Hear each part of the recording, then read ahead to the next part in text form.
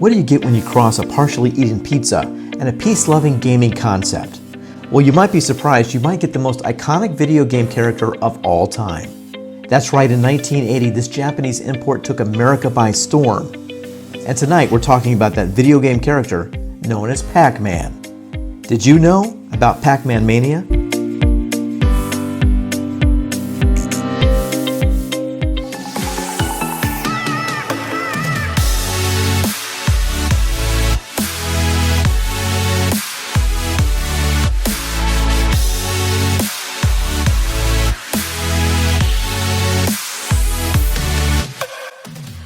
It was a time of new wave and new wave pop music. It was a time of pop collars, video game arcades, leg warmers, MTV, and of course the godfather of video games, Pac-Man. Hello and welcome to Past Access DYK Did You Know? I'm your host Pete Coleman, and tonight I love our 1980s throwback topic. Before video game character superstars such as Master Chief, Lara Croft, Zelda, Mario, Q*bert, or Donkey Kong, there was Pac-Man. Or should I say, Puck-Man? What? Yes, I know that sounds weird. Puck-Man? Well, we'll get to that story a little later on in the show tonight. But before we get to that, let's talk about Pac-Man and the age of excess and excellence of the 1980s. As a kid or teenager in the early 1980s, you personally knew about our subject matter tonight, Pac-Man. He was in every video arcade, rec center, Pizza Hut, and shopping mall. His yellow image and flamboyant colors were emblazoned on t-shirts and backpacks, stickers and patches, and of course immortalized in the song sung by Buckner and Garcia called Pac-Man Fever. Well, by this, ladies and gentlemen, Buckner and Garcia. I got a pocket full of quarters and I'm headed to the arcade. I don't have a lot of money, but I'm bringing everything I made. Pac-Man fever, driving me crazy, driving me crazy. Pac-Man fever. If you are a Gen Xer like me, you most likely have a Pavlovian response to the sounds of waka waka waka waka waka and the Pac-Man ready to begin music that sounded immediately after depositing that very treasured quarter in your pocket.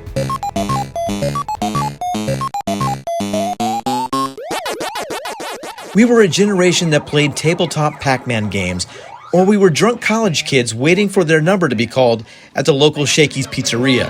You're something else than shaky.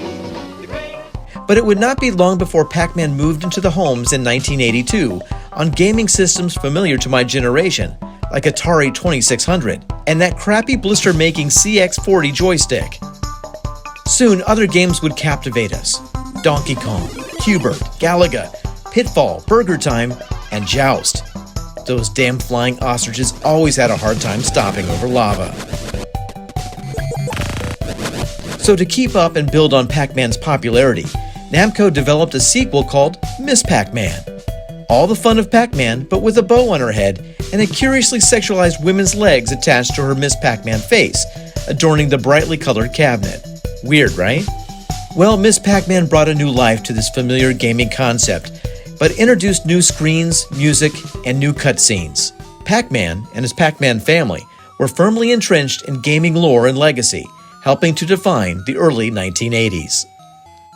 Toru Iwatani did a great job of designing this iconic character of Pac-Man, making him yellow specifically because he was more calming and more likable with his yellow color.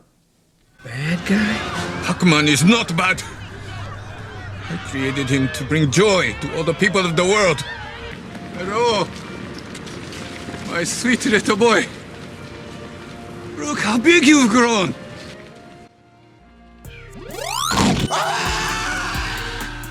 Toru Iwatani brought the gaming experience to a more universal audience outside of the Japanese dark arcade space, attracting kids and women to the brighter side of video game life.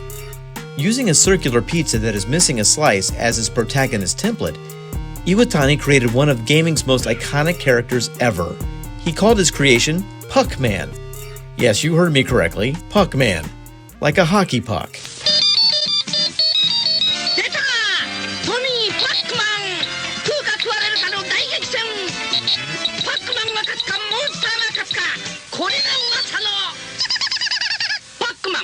Well, you can guess why this name did not last very long when he introduced it to America. Teens were apt to deface this poor gaming console with a more adult-sounding name, and PAC-MAN was changed to PAC-MAN. Brightly colored ghosts, energy pellets and energizers, and the occasional award bonus fruit would be the focus for this Pac-Man to chase through this multicolored maze.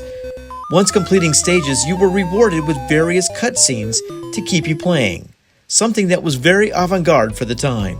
And just like the name change, the weirdly amoeba-looking image of Pac-Man morphed into a more likable, rounded figure form we all know and love today. Between 1980 and 2016, Pac-Man and all of his later incarnations totaled a whopping amount of $14 billion. That's 14 with a capital B, billion dollars. Pill, and then all those ghosts turn blue. Boo! And Pac-Man eats them all too. Have you played Pac-Man? It's the new video computer game everyone's talking about. And naturally, it's from Atari.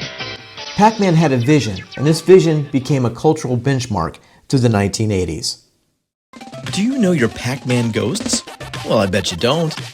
You see, there are various names of the 4 ghosts that try to chase Pac-Man down. After this break, we take a look into the Japanese and American version names, so stay tuned. It's hard to believe it's almost that time again. The holiday season is right around the corner, and a great way to discover some ancient and not so ancient Christmas traditions is to order your copy of the Curious Czech Christmas book. Our audio and YouTube audiences from the Bohemican podcast and Past Access will love this book centered on the Czech and Moravian holiday traditions that have stood the test of time. The Curious Czech Christmas is chock full of Christmas traditions, illustrations, history, and even Czech recipes that can bring home that Bohemia feel for this holiday season. If you would like to help out the Bohemican podcast or Past Access, skate on over to podcastnicshop.com or find the Curious Czech Christmas book on Amazon. Remember, you can order the ebook or softback edition in English on Amazon Marketplace worldwide. Merry Christmas and Vesele Vanoce. Welcome back. So what's in a name? Well, that may be a loaded question when talking about the Pac-Man ghosts. You see, they have their own given names and nicknames, but that's not all. They also have their Japanese handles as well. In Japan, the anglicized version is Fickle, Chaser, Ambusher, and Stupid. Their English counterpart names are Inky, Blinky, Pinky, and Clyde. That may seem a little bit more familiar to a North American audience. God. It's really going to town out there. He's so annoying. I am in no mood today. Do we really have to go in there and chase him? No. Why don't we just stay in here all day? We'll chill and let him tire himself out. Then we can murder him in his sleep. If you ever watched the Pac-Man screen before dropping in your quarter, you would have noticed the naming screen matching the colors of the ghosts, along with their characteristics and attributes. Red, also known as Blinky, is known as Shadow. Pink, or Pinky, is better known as Speedy. Blue, Inky of course, is the bashful one. And finally, the orange ghost is known as Pokey, or to some, Clyde. Think of him as nature's D student in this game of cat and mouse. Just as an addendum to the ghost story, the Japanese version also had nicknames for the ghosts that go something like Mackie, Mickey, Mucky, Mookie. Maybe. I think I got that right. Whatever you want to call them, the ghosts were designed as something special because Iwatani designed them not to really die. Remember, this whole concept was about not killing, right? And if you play Pac-Man, you know that once Pac-Man eats the ghost, they kind of regenerate. They go back to their home and they regenerate and come back to life again. So that's kind of what the design was all about. So no harm, no foul. However, there are some people out there that feel that there is a Pac-Man conspiracy afoot. That Pac-Man is a thinly veiled concept on consumerism, materialism, and the perils of excess that always leave you wanting more. Some even feel that Pac-Man is designed to be addictive where you can't stop playing. Go right! I can't! No! You son of a...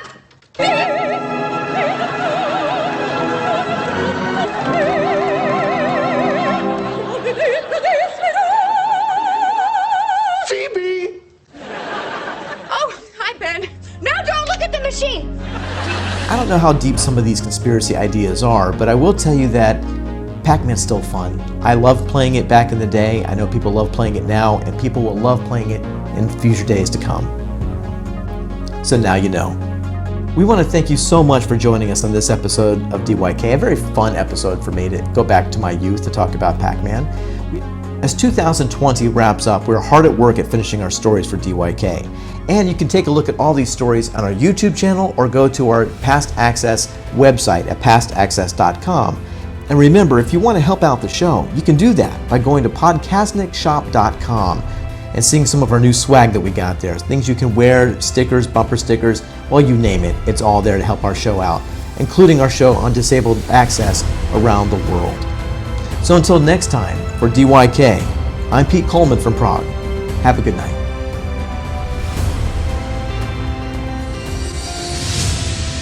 This has been Past Access Did You Know with Pete Coleman. For more information on this topic or other DYK shows, please visit us at pastaccess.com. Be sure to visit our Past Access YouTube channel, like and subscribe.